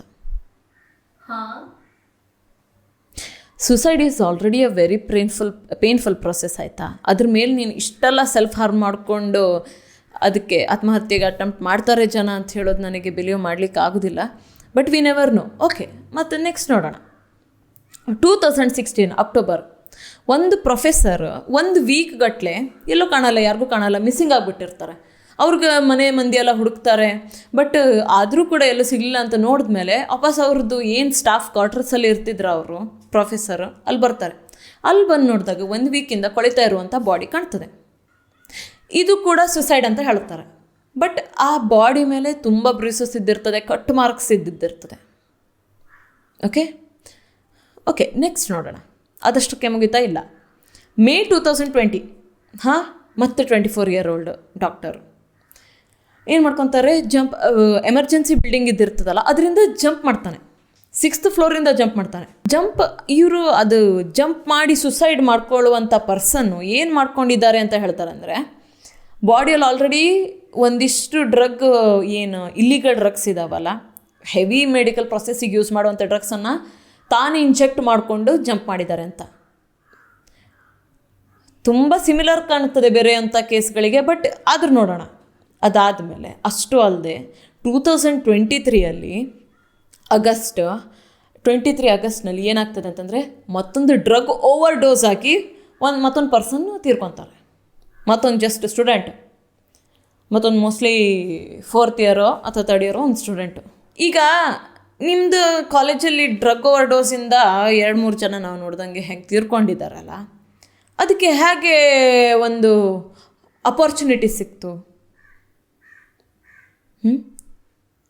ಇವಕ್ಕೆಲ್ಲ ಈಸಿಯಾಗಿ ಓಕೆ ಅವರು ಡಾಕ್ಟರ್ಸ್ ಇರ್ಬೋದು, ಬಟ್ ಹೆವಿ ಮೆಡಿಕಲ್ ಡ್ರಗ್ಸ್ ಏನಿದ್ದಿರ್ತಾವಲ್ಲ ಅವು ಅವ್ರ ಸೀನಿಯರ್ ಡಾಕ್ಟರ್ಸ್ಗಳಿಂದ ಯಾವುದೇ ಥರ ಅಪ್ಪಣೆ ಇಲ್ಲದೆ ಅದನ್ನು ಯೂಸ್ ಮಾಡ್ಕೊಳ್ಳಿಕ್ಕೆ ಆಗೋದಿಲ್ಲ, ಯಾರೂ ತೆಗಿಲಿಕ್ಕಾಗಲ್ಲ. ಅದ್ರ ಬಗ್ಗೆ ಯಾರು ಒಬ್ಬರು ಅದು ಏನಂತ ಹೇಳ್ತಾರೆ ಅದನ್ನು ಆ ಪ್ರೊಸೆಸನ್ನು ನೋಡ್ತಾ ಇರಬೇಕಾಗ್ತದೆ ಒಂದು ಪರ್ಸನ್, ಸೀನಿಯರ್ ಡಾಕ್ಟರ್ಸು. ಅವ್ರು ಇಲ್ಲದೆ ಆ ಮೆಡಿಕಲ್ ಪ್ರೊಸೆಸನ್ನು ಮಾಡಲಿಕ್ಕೆ ಆಗೋದಿಲ್ಲ. ಹಾಗಿರಬೇಕಾದ್ರೆ ನಿಮ್ಮಲ್ಲಿ 2-3 ಜನ ಹೇಗೆ ಮೆಡಿಕಲ್ ಡ್ರಗ್ ಓವರ್ ಡೋಸಿಂದ ಸಾಯ್ತಾರೆ? ಜಸ್ಟ್ ಮೆಡಿಕಲ್ ಡ್ರಗ್ಸ್ ಅಲ್ಲ, ಇಲ್ಲೀಗಲ್ ಡ್ರಗ್ಸಿಂದನೂ ಸಾಯ್ತಾರೆ, ತೀರ್ಕೊತಾರೆ, ಸುಸೈಡ್ ಮಾಡ್ಕೊತಾರೆ. ಹೆಂಗಾಗ್ತದದು? ನಿಮ್ಮ ಹಾಸ್ಪಿಟಲಲ್ಲಿ ಅಷ್ಟು ಸೆಕ್ಯೂರಿಟಿ ಇರಲಿಲ್ವಾ? ಇವೆಲ್ಲ ಕೋಲ್ಡ್ ಕೇಸಸ್ಸು, ಇವೆಲ್ಲ ಸಸ್ಪಿಷಿಯಸ್ ಡೆತ್ಸ್ ಮತ್ತು ಸ್ಕ್ಯಾಂಡಲ್ಸ್ ಎಲ್ಲ ಒಂದು ಕಡೆ ಆದರೆ, ಒಂದಿಷ್ಟು ಸಪ್ರೆಸ್ಡ್ ರಿಪೋರ್ಟ್ಸ್ ಇದ್ದಾವೆ. ಏನದ್ರ ಬಗ್ಗೆ? ಸೆಕ್ಷುವಲ್ ಮೊಲೆಸ್ಟೇಷನ್ ಬಗ್ಗೆ.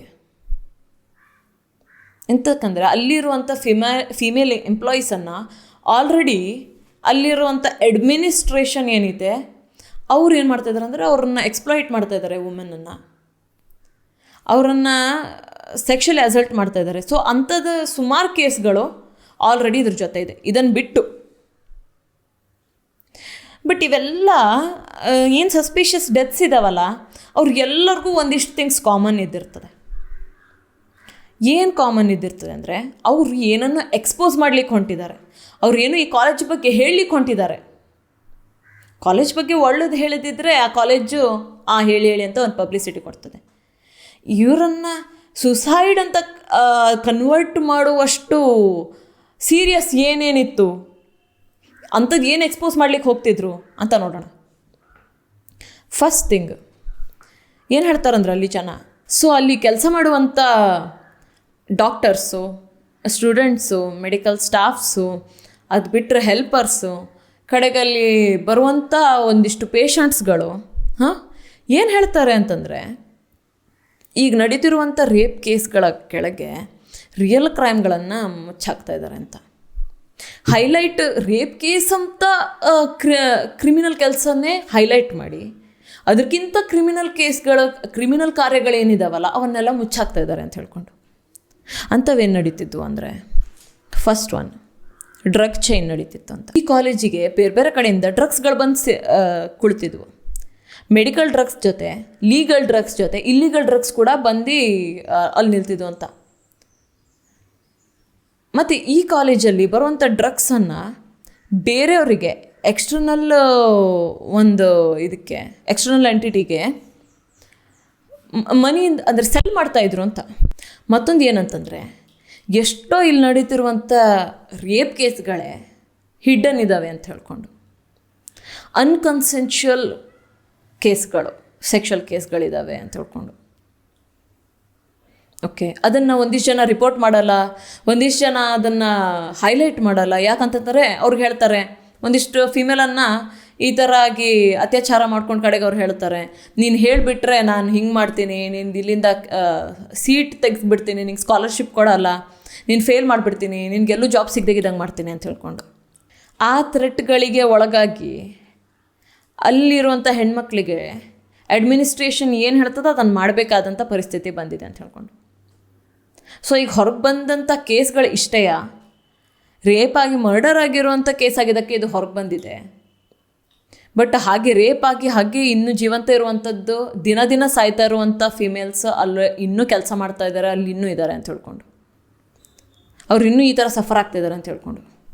ಓಕೆ, ಮತ್ತೊಂದು ಏನಿದೆ ನೋಡೋಣ. ಇದು 2ನೇದಾಯಿತು. 3ನೇದು ಏನಿದೆ ನೋಡೋಣ. ಇದರಲ್ಲಿ 2000ಇಂದ ಒಂದು ಸೆಕ್ಸ್ ಟ್ರಾಫಿಕಿಂಗ್, ಸೆಕ್ಸ್ ರ್ಯಾಕೆಟ್ ಇದೆ ಅಂತ ಹೇಳ್ಕೊಂಡು. ಏನಂತಂತಂದರೆ, ಹೊರಗಡೆಯಿಂದ ಪ್ರಾಸ್ಟಿಟ್ಯೂಟ್ಸನ್ನು ಈ ಕಾಲೇಜಿಗೆ ಕರೆಸಿ ಅವ್ರದ್ದು ಒಂದಿಷ್ಟು ರೂಮ್ಗಳಲ್ಲಿ ಪಾರ್ನ್ ಶೂಟ್ ನಡೀತಿತ್ತು ಅಂತ. Seriously Oh my god. ಇದಕ್ಕೆ ಎವಿಡೆನ್ಸ್ ಆಗಿ ಒಂದಿಷ್ಟು ಕಡೆ ಅವರು ಸರ್ಚ್ ಮಾಡಲಿಕ್ಕೆಲ್ಲ ಹೋದಾಗ ಇನ್ವೆಸ್ಟಿಗೇಷನ್ ಟೈಮ್ನಲ್ಲೂ ಕೂಡ ಒಂದಿಷ್ಟು ರಿಫ್ಲೆಕ್ಟರ್ಸ್ ಬಂದಿತ್ತು, ರಿಫ್ಲೆಕ್ಟರ್ಸ್ ಸಿಕ್ಕಿತ್ತು, ಟ್ರೈಪಾಡ್ ಸ್ಟ್ಯಾಂಡ್ಗಳು ಸಿಕ್ಕಿತ್ತು. ಟ್ರೈಪಾಡ್ ಸ್ಟ್ಯಾಂಡ್ ನಿನಗೆ ಮೆಡಿಕಲ್ ಫೆಸಿಲಿಟಿಯಲ್ಲಿ ಯಾಕೆ ಇದ್ದಿರ್ತದೆ? ಒಂದು ಕ್ಯಾಮ್ರಾನ, ಒಂದು ಫೋನನ್ನು ಸಪೋರ್ಟ್ ಮಾಡುವಂಥದ್ದು ಒಂದಿಷ್ಟು ಟ್ರೈಪಾಡ್ಸು, ಅದ್ರ ಮೇಲೆ ಲೈಟ್ ರಿಫ್ಲೆಕ್ಟರ್ಸ್ ಲೈಟ್ ಬ್ಯಾಲೆನ್ಸ್ ಮಾಡಲಿಕ್ಕೆ ಯೂಸ್ ಮಾಡ್ತಾರೆ. ಓಕೆ, ಸೊ ಅವೆಲ್ಲ ಇವ್ರಿಗೆ ಸಿಕ್ಕಿದೆ.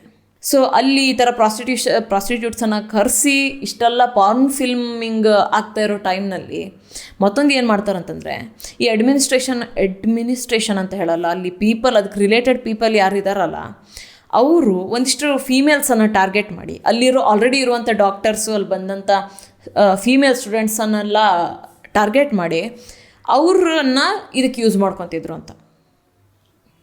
ಈ ಥರ ಒಂದು ಪಾರ್ನ್ ಫಿಲ್ಮ್ ಮಾಡಲಿಕ್ಕೆ ಯೂಸ್ ಮಾಡ್ತಿದ್ರು ಅಂತ. Oh my god.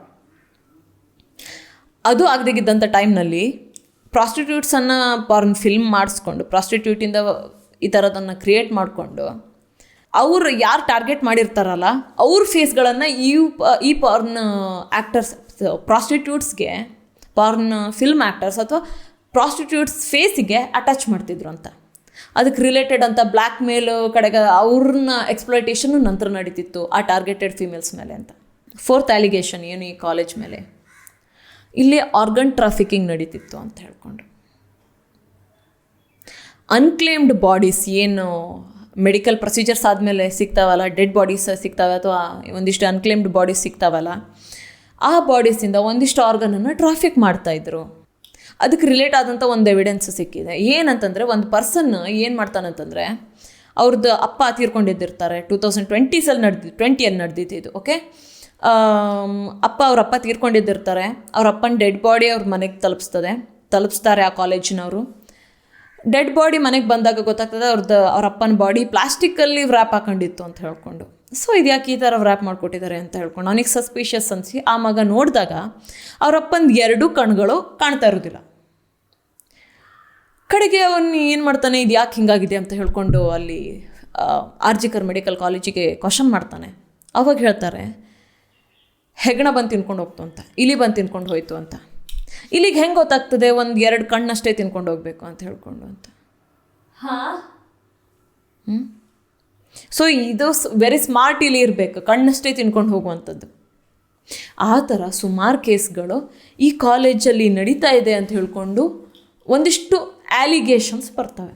ಒಂದು ಮೆಡಿಕಲ್ ಕಾಲೇಜ್, ಒಂದು ರೆಸ್ಪಾನ್ಸಿಬಲ್ ಮೆಡಿಕಲ್ ಕಾಲೇಜ್ ಇಲ್ಲಿ ಬಂದು ತಿನ್ಕೊಂಡು ಹೋಗುವಂತ ಆ ಥರ ನಾನು ಹೇಳ್ತಾ ಇರೋದು ಅದೇ. ನಿಮ್ಮದು ಕಾಲೇಜು 1886ಇಂದ ನೋಡ್ಕೊಂಡು ಬರ್ತಾ ಇದೆ.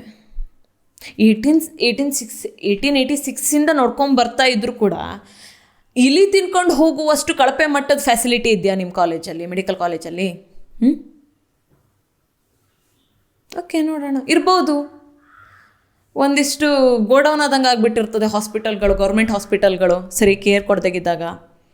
ಸೊ ನೋಡೋಣ ಏನಿದೆ ಅಂತ ಹೇಳ್ಕೊಂಡು. ಬಟ್ ನಾವೇನು ನೋಟ್ ಮಾಡ್ಬೇಕಂತಂತಂದರೆ, ಇವೆಲ್ಲ ಎಲಿಗೇಷನ್ಸ್ ಏನಿತ್ತಲ್ಲ, ಇವೆಲ್ಲದ್ರ ಬಗ್ಗೆ ಈಗಾಗಲೇ ಈ ಕೋಲ್ಡ್ ಕೇಸ್ ಆಗಿ ಕನ್ವರ್ಟ್ ಆದಂಥ ಒಂದಿಷ್ಟು ಸಸ್ಪಿಷಿಯಸ್ ಡೆತ್ಸು, ಅದರಲ್ಲಿ ಇದ್ದಂಥ ವಿಕ್ಟಿಮ್ಸ್ಗಳು ಇದ್ರ ಬಗ್ಗೆ ಮಾತಾಡ್ಲಿಕ್ಕೆ ಹೋಗ್ತಾಯಿದ್ರು. ಆ ವಿಕ್ಟಿಮಲ್ಲಿ ಒಬ್ಬನ ಗರ್ಲ್ ಫ್ರೆಂಡ್ ಆ ಸೆಕ್ಸ್ ರ್ಯಾಕೆಟಿಂದ ಬ್ಲ್ಯಾಕ್ ಮೇಲ್ ಒಳಗೆ ಸಿಕ್ಕಾಕೊಂಡ್ಬಿದ್ದಿದ್ಲು. ಅದನ್ನು ಎಕ್ಸ್ಪೋಸ್ ಮಾಡ್ಲಿಕ್ಕೆ ಅಂತ ಹೋಗ್ತಾ ಇದ್ದ. ಅಷ್ಟೊತ್ತಿಗೆ ಅವನಿಗೆ ಈ ಥರ ಅವನು ಸೂಸೈಡ್ ಮಾಡಿಕೊಂಡ ಅಂತ ಹೇಳ್ಕೊಂಡು ಒಂದು ಕ್ಲೇಮ್ ಕ್ರಿಯೇಟ್ ಆಯಿತು. ಇದು ರಿಯಲ್ ಅಲ್ಲೋ ಅನ್ನೋದು ನಿಮ್ಗೆ ಬಿಡ್ತೇನೆ. ಅಂತಕ್ಕಂತಂದರೆ ಇದ್ರ ಬಗ್ಗೆ ಆಲ್ರೆಡಿ ಆರ್ಟಿಕಲ್ಸ್ ಮತ್ತು ನ್ಯೂಸ್ ಪೇಪರ್ಸು, ನ್ಯೂಸ್ ಚಾನಲ್ಗಳು ಇದ್ರ ಬಗ್ಗೆ ರಿಪೋರ್ಟ್ ಮಾಡಿದ್ದಾವೆ. ಅದನ್ನೆಲ್ಲ ನೀವು ರಿಸರ್ಚ್ ಮಾಡ್ಬೋದು ಬೇಕಿದ್ರೆ. ಬಟ್ ಇವೆಲ್ಲ ಇಲ್ಲ, ಅಲಿಗೇಷನ್ಸ್ ಆಲ್ರೆಡಿ ಇದೆ. ಲಾಸ್ಟ್ ವಿಡಿಯೋದಲ್ಲಿ ನಾನು ಮತ್ತೊಂದು ಏನು ಹೇಳಿದ್ದು ಅಂತಂದರೆ, 15ನೇ ತಾರೀಕು ಒಂದು 2,000-3,000 ಪೀಪಲ್ಲು ಎಂಥದ್ದು ಆರ್ಜಿಕರ್ ಮೆಡಿಕಲ್ ಕಾಲೇಜಿಗೆ ಅಟ್ಯಾಕ್ ಮಾಡಿದರು ಅಂತ ಹೇಳ್ಕೊಂಡು, ಆ ಕಾಲೇಜನ್ನು ವ್ಯಾಂಡಲೈಸ್ ಮಾಡಿದರು ಅಂತ ಹೇಳ್ಕೊಂಡು, ಅಲ್ಲಿರುವಂಥ ಮೆಡಿಕಲ್ ಫೆಸಿಲಿಟಿಗಳನ್ನು ಹಾಳು ಮಾಡಿದ್ರು. ಹಾಗೆ ಅಲ್ಲಿರುವಂಥ ಮೆಡಿಕಲ್ ಸ್ಟಾಫನ್ನು ಮ್ಯಾನ್ ಹ್ಯಾಂಡಲ್ ಮಾಡಿದ್ರು. ಹಾಗೆ ಅಲ್ಲಿ ಎಮರ್ಜೆನ್ಸಿಲಿರುವಂಥ ಪೇಷಂಟ್ಸ್ಗೂ ಕೂಡ ಹರ್ಟ್ ಮಾಡಿದ್ದಾರೆ, ಅವ್ರನ್ನ ಹೊರಗೆ ಹಾಕಿದ್ದಾರೆ, ಅಲ್ಲೂ ಕೂಡ ಡಿಸ್ಟರ್ಬ್ ಮಾಡಿದರು ಅಂತೆಲ್ಲ ಬಂತು ಹೊರಗಡೆ. ಆ ಇನ್ಸಿಡೆಂಟು ಅಲ್ಲಿ ಇರುವಂಥ ಚೀಫ್ ಮಿನಿಸ್ಟ್ರದ್ದು ಕೆಲಸ, ಅದಕ್ಕೆ ರಿಲೇಟ್ ಆಗಿರುವಂಥ ಕೆಲಸ ಅಂತ ಹೇಳ್ಕೊಂಡೆಲ್ಲ ರೂಮರ್ ಆಗಿತ್ತು. ಬಟ್ ಅದಕ್ಕೆ ಒಂದು ಸಾಲಿಡ್ಡಾಗಿ ಒಂದು ಎವಿಡೆನ್ಸ್ ಸಿಕ್ಬಿಡ್ತು. ಏನಂತಂದರೆ ಟೈಮ್ಸ್ ಆಫ್ ಇಂಡಿಯಾ ಏನು ಮಾಡುತ್ತೆ ಅಂತಂದರೆ, ಅಲ್ಲಿ ಏನು ಜನ ಬಂದಿದ್ರಲ್ಲ ಅವ್ರದ್ದೆಲ್ಲ ಫೇಸನ್ನು ತೆಗೆದು ಅವ್ರನ್ನ ಸರ್ಚ್ ಮಾಡ್ಲಿಕ್ಕೆ ಹೊತ್ಕೊತದೆ. ಇವರನ್ನು ಹೇಗೆ ಎಲ್ಲಿ ರಿಲೇಟ್ ಆಗ್ತಾರೆ, ಯಾವ ಪಾರ್ಟಿ ಕಡೆ ಇದ್ದರ ಥರ ಕಾಣ್ತಾರೆ ಅಂತೆಲ್ಲ ಹೇಳ್ಕೊಂಡು. ಬಟ್ ಫಸ್ಟ್ ಅವ್ರಿಗೆ ಕನ್ಫರ್ಮ್ ಆಗಿದ್ದು ಏನಂತಂದರೆ ಇದು ಪೊಲಿಟಿಕಲ್ ಪಾರ್ಟಿದೊಂದು ಕೃತ್ಯ ಅಂತ ಹೇಳ್ಕೊಂಡು. ಅದು ಹೇಗಾಯಿತು ಅಂತ ಸರ್ಚ್ ಮಾಡ್ತಾ ಹೋಗ್ತಾರೆ times of India. Okay, search ಮಾಡ್ತಾ ಹೋದಂಗೆ ಅವರಿಗೆ ಎವಿಡೆನ್ಸಸ್ ಸಿಗ್ತದೆ. ಏನಂತಂದರೆ ಇವರೆಲ್ಲ local officials of TMC party ಅಂತ. TMC ಪಾರ್ಟಿ ಈಗ ನಡೀತಿರುವಂಥ ಮಮತಾ ಬ್ಯಾನರ್ಜಿ ಚೀಫ್ ಮಿನಿಸ್ಟರ್ ಮಾಡಿರುವಂಥ ಪಾರ್ಟಿ. ಓಕೆ, ಅವರು ಇರುವಂಥ ಪಾರ್ಟಿ. ಸೊ ನಿಮಗೆ ಗೊತ್ತಾಗ್ತದೆ ಇದರಲ್ಲಿ ಪಕ್ಕ ನಮ್ಮ ದೀದಿದು ಹಾತಿದೆ ಅಂತ ಹೇಳ್ಕೊಂಡು, ಅವ್ರದ್ದು ಕೆಲಸ ಇದು ಅಂತ ಹೇಳ್ಕೊಂಡು ಅಲ್ಲಿದ್ದವ್ರಿಗೆಲ್ಲ ಗೊತ್ತಾಗ್ತದೆ. ಮತ್ತೊಂದು ಮಜಾ ಏನಂತಂದರೆ, ಅದೇ ದಿವಸ ಗೌರ್ನಮೆಂಟಿಂದ ಈ ಕೇಸು CBIಗೆ ಒಪ್ಸಿದ್ದಿರ್ತಾರೆ. ಸೊ ಸ್ಟ್ರೈಕ್ ಮಾಡಲಿಕ್ಕೆ ಪಕ್ಕ ರೀಸನ್ ಅಲ್ವಾ ಇದು. ಗೌರ್ನಮೆಂಟಿಂದ ಆ ಪೊಲಿಟಿಕಲ್ ಪಾರ್ಟಿದ್ದು ರೂಲಿಂದ ಈ ಕೇಸು ಈಗ ನಡೀತಿರುವಂಥ ಕೋಲ್ಕತ್ತಾ ಡಾಕ್ಟರ್ ಕೇಸ್ ಏನಿದೆಯಲ್ಲ ಅದು CBIಗೆ ಒಪ್ಸಿರ್ತಾರೆ. CBI ಬಂತಂದರೆ ಇವ್ರದ್ದೆಲ್ಲ ಕಾರಣ ನಮ್ಗೆ ಗೊತ್ತಾಗ್ಬಿಡ್ತದೆ ಅವರಿಗೆ. ಸೊ ಗವರ್ನಮೆಂಟ್ CBIಗೆ ಅದಾಗೆ ಒಪ್ಪಿಸ್ತು ಅಂತ ಇಲ್ಲ, ಕೋರ್ಟ್ ಒಪ್ಸಿರ್ತದೆ. ಸೊ ಅವಾಗೇನಾಗ್ತದೆ, ಗೌರ್ನಮೆಂಟಿಗಾಗಲಿ ಅಲ್ಲಿ ನಡೀತಿರುವಂಥ ಪೊಲಿಟಿಕಲ್ ಪಾರ್ಟಿಗಾಗಲಿ ಈ ಕೇಸ್ ಮೇಲೆ ಯಾವುದೇ ಥರ ಹೋಲ್ಡ್ ಇರಲ್ಲ, ಇಂಟರ್ಫಿಯರ್ ಮಾಡಲಿಕ್ಕಾಗೋದಿಲ್ಲ. ಸೊ ಇದ್ರ ಬಗ್ಗೆ ಇನ್ವೆಸ್ಟಿಗೇಟ್ ಮಾಡಿದಂಥ ಪೀಪಲ್ಲು ಹೇಳೋದೇನಂತಂದರೆ ಈ ಥರ ಆಗಿದೆ, ಇದು ಪಕ್ಕ TMC ಕೆಲಸ ಅಂತ ಹೇಳ್ಕೊಂಡು. ಇದಕ್ಕೆ ಎವಿಡೆನ್ಸ್ ಆಗಿ ಒಬ್ಬರು ಪಾಲಿಟಿಷಿಯನ್ ಬರ್ತಾರೆ ಹೊರಗೆ. ಅವ್ರು ಹೇಳ್ತಾರೆ, ನನಗೆ ಒಂದಿಷ್ಟು ಸ್ಕ್ರೀನ್ಶಾಟ್ ಸಿಕ್ಕಿದೆ. ಎಲ್ಲಿಂದ ಸಿಕ್ಕಿದೆ ಇದು? ವಾಟ್ಸಪ್ ಸ್ಕ್ರೀನ್ಶಾಟ್ಸು. ಎಲ್ಲಿಂದ ಸಿಕ್ಕಿದೆ ಅಂತಂದರೆ ಒಂದು ಡಾಕ್ಟರ್ಸ್ ಗ್ರೂಪ್, ಅರ್ಜಿಕರ್ ಮೆಡಿಕಲ್ ಕಾಲೇಜಲ್ಲಿ ಕೆಲಸ ಮಾಡ್ತಿರುವಂಥ ಡಾಕ್ಟರ್ ಗ್ರೂಪಿಂದ ಒಂದಿಷ್ಟು ಸ್ಕ್ರೀನ್ಶಾಟ್ ಸಿಕ್ಕಿದೆ. ಅದರಲ್ಲಿ ನೀವು ಇಮ್ಯಾಜಿನ್ನು ಮಾಡ್ಕೊಳ್ಳಿಕ್ಕಾಗದಿರುವಂಥದ್ದು ಒಂದಿಷ್ಟು ವಿಷಯ ಅದರಿಂದ ಕಂಡು ಬಂದಿದೆ. ಅದನ್ನು ನಾನು ಪೊಲೀಸಿಗೆ ಕೊಡ್ತೀನಿ ಅಂತ ಹೇಳ್ತಾ ಇದ್ದಾನೆ ಒಂದು ಕಡೆ. ಬಟ್ ಅವರು ಅಪೋಸಿಷನ್ ಪಾರ್ಟಿ ಇರೋದ್ರಿಂದ ಆ ಥರ ಆಗ್ಬೋದು ಅಂತ ಹೇಳ್ಕೊಂಡು ನಾವು ಅನ್ಕೊಬೋದು. ಓಕೆ, ಮತ್ತೊಂದು ಮಜಾ ಏನಂತಂದರೆ ಆ್ಯಕ್ಚುಲ್ TMC ಪಾರ್ಟಿನೇ ಈಗ 2 ಥರ ವಿಂಗಡಣೆ ಆಗ್ಬಿಡ್ತದೆ ಪಾರ್ಟಿ ಒಳಗೆ. ಯಾಕಂತಂದರೆ ಅಲ್ಲಿರೋ ಜನನೇ ಮಮತಾ ಬ್ಯಾನರ್ಜಿಗಾಗೇನಷ್ಟು ಹೋಗ್ಲಿಕ್ಕೆ ಹತ್ಕೊತಾರೆ. ಯಾಕೆ? ಅವರಿಗೆ ಇನ್ನೂ ಹೆಚ್ಚು ಎವಿಡೆನ್ಸ್ಗಳು ಬರ್ತವೆ. ಒಂದಿಷ್ಟು ಜನ ಮಮತಾ ಬ್ಯಾನರ್ಜಿ ಮತ್ತು ಅಲ್ಲಿ ಇರುವಂಥ TMC ಪಾರ್ಟಿಗೆ ಸಪೋರ್ಟ್ ಮಾಡ್ತಾ ಇರುವಂಥ ಪೀಪಲ್ಲು ಅವರೇ ಹೊರಗೆ ಬಂದು ಏನು ಅನ್ಲಿಕ್ಕೆ ಹತ್ಕೊತಾರಂದರೆ, ಇದು ಪಕ್ಕ ಈ TMC ಏನು ಡಿಕ್ಟೇಟರ್ಶಿಪ್ ಇದೆಯಲ್ಲ ಅದರದ್ದೇ ಕೆಲಸ ಅಂತ ಹೇಳ್ಕೊಂಡು. ನಾನು ಇದ್ರದ್ದೆಲ್ಲ ಪ್ರೊಸೆಸ್ ನೋಡಿದ್ದೀವಿ, ನನಗೆ ಗೊತ್ತು ಇದು ಇವ್ರದ್ದೇ ಅಂತ ಹೇಳ್ಕೊಂಡು ನಾನು ಇದನ್ನು ಎಲ್ಲಿ ಬೇಕಾದರೂ ಹೇಳ್ತೀನಿ. ಆ ಥರ TMC ಪಾರ್ಟಿಯವರೇ ಬಿಟ್ಕೊಡ್ಲಿಕ್ಕೆ ಹತ್ಕೊತಾರೆ. Party members against party members. Yes. So ಜನ ಏನು ಹೇಳ್ತಾರೆ ಅಂತಂದರೆ, ಇವ್ರಿಗೆ ಆ ಕೂರ್ಚಿ ಬೇಕಲ್ವಾ, CM ಕೂರ್ಚಿ ಬೇಕಲ್ವಾ, ಅದಕ್ಕೋಸ್ಕರ ಈ ಥರ ಮಾಡ್ತಿರ್ಬೋದು, ತಮ್ಮ ಲೀಡರನ್ನೇ ಕೆಳಗಿಳಿಸಿ ತಾವು ಮೇಲೆ ಹತ್ಕೊಳ್ಲಿಕ್ಕೆ ಆಗ್ತದಲ್ಲ ಅಂತ ನೋಡ್ತಿರ್ಬೋದು ಅಂತ ಹೇಳ್ಕೊಂಡು. ಇವ್ರೇನು ನಮ್ಮ ದೀದಿ ಇದ್ದಾರಲ್ಲ, ಆ ದೀದಿ ಬಗ್ಗೆ ಸ್ವಲ್ಪ ನೋಡೋಣ. ದೀದಿ ರೀಸೆಂಟ್ಲಿ ಪ್ರೈಮ್ ಮಿನಿಸ್ಟ್ರಿಗೆ ಒಂದು ಲೆಟ್ರ್ ಬರೀತಾರೆ.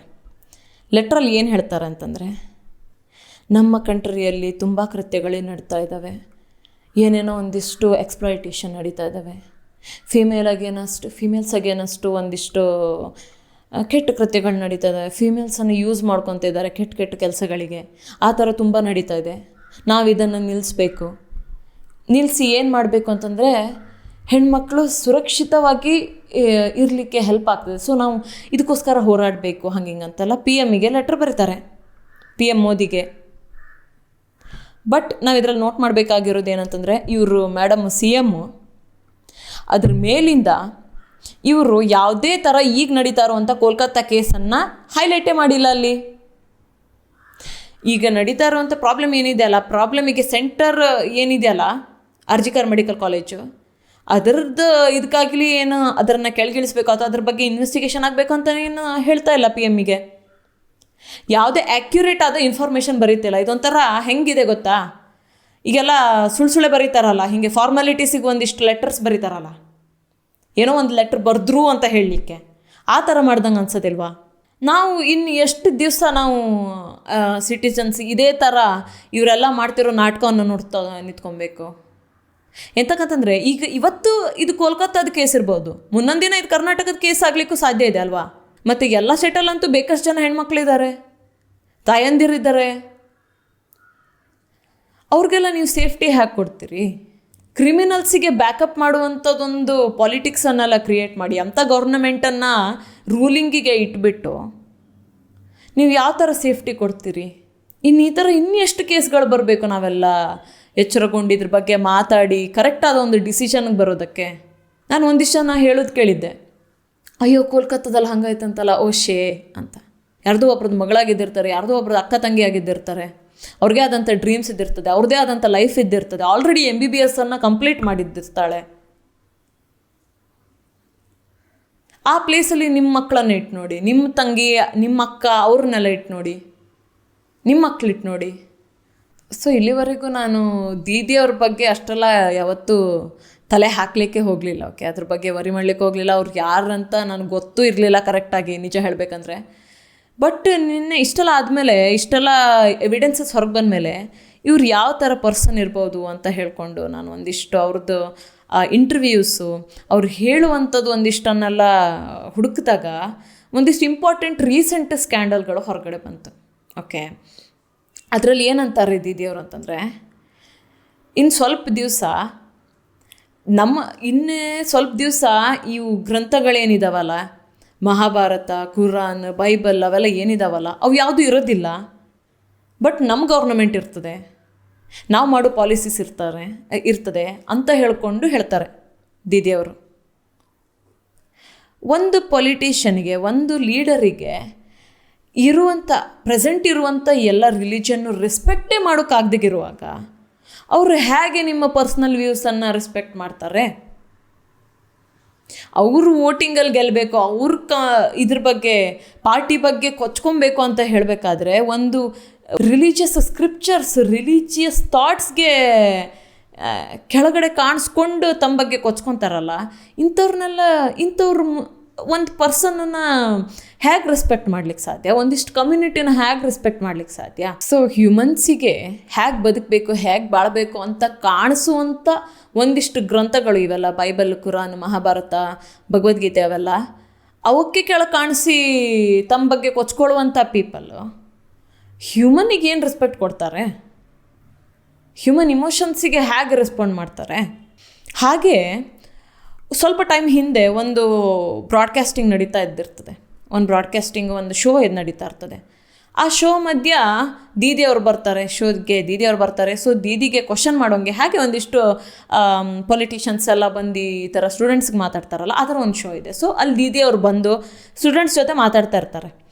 ಸ್ಟೂಡೆಂಟ್ಸ್ ಆ್ಯಸ್ ಯೂಶ್ವಲ್ ಒಂದಿಷ್ಟು ಕ್ವಶನ್ಸ್ ಕೇಳ್ತಾರೆ. ಕೇಳಿದ ಕೂಡಲೇ ದೀದಿಯವ್ರು ಏನಂತಾರೆ ಗೊತ್ತಾ? ಕ್ವಶನ್ನು ಪೂರ ಕೇಳೋದಿಲ್ಲ, ಏನಂತಾರೆ ಗೊತ್ತಾ?